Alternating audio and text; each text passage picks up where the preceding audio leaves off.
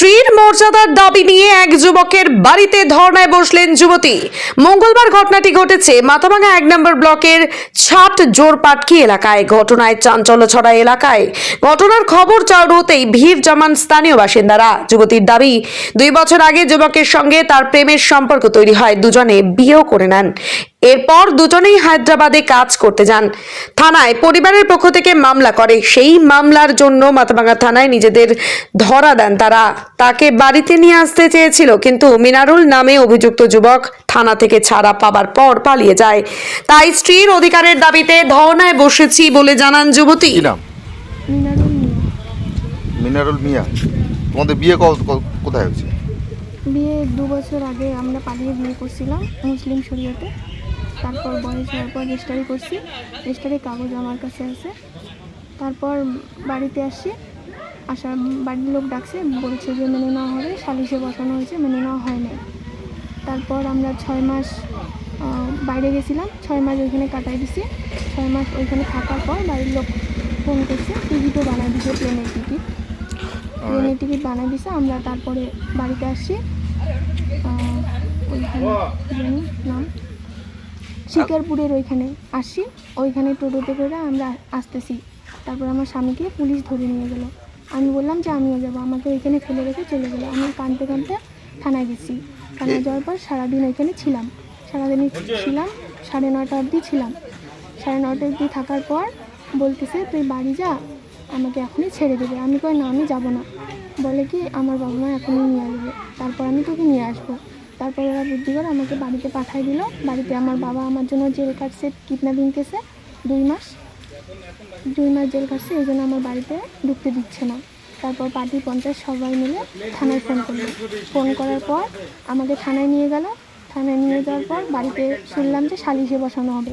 সালিশে বসানোর পর মানে মিচল হবে।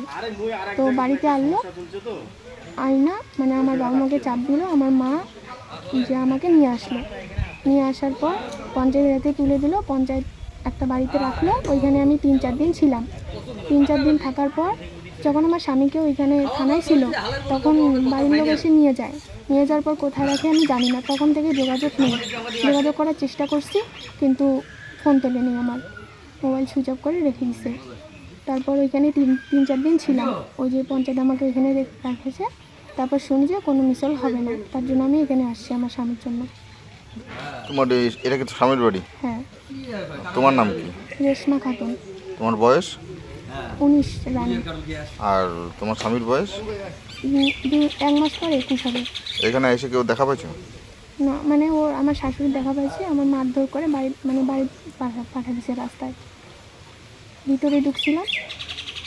তোমার কাছে কি প্রমাণ আছে? মানে এই রেজিস্ট্রিতে কি প্রমাণ আছে? আছে এখানে। এসে ধর্ণা দিয়েছে, মানে কি বলবেন বিষয়টা নিয়ে?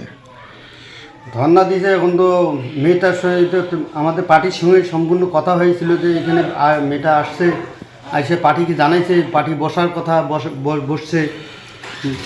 আজ থেকে নিয়ে 3-4 দিন আগে বসলো, 3 দিন বসলো। বসার পরে আমাকে ডাকে, আমি যাই। যাওয়ার পরে এরা কে না আজকে বলে যে অমুক পঞ্চায়েত আসেনি, কালকে বলে অমুক পঞ্চায়েত আসেনি, এইভাবে আমাকে ডাকি। যাওয়ার পর আমি বসার পরে আবার যখন 1-1:30 বাজে তখন বলে আজকে হবে না, পরের দিন হবে। আবার পরের দিনে ওরা বসার পর আমাকে আবার ডাকে ফোনি, আমাদের বুথের পঞ্চায়েত ফোনি ডাকলো। আমি আবার যাই। যাওয়ার পরে বলে ভাই আজকে তো সময় নাই, আজকে ও গণি পঞ্চায়েত ওদের সমাজের লোক কেউ আসলো না, তার জন্য আমরা আজকে পারবো না, আবার কালকে।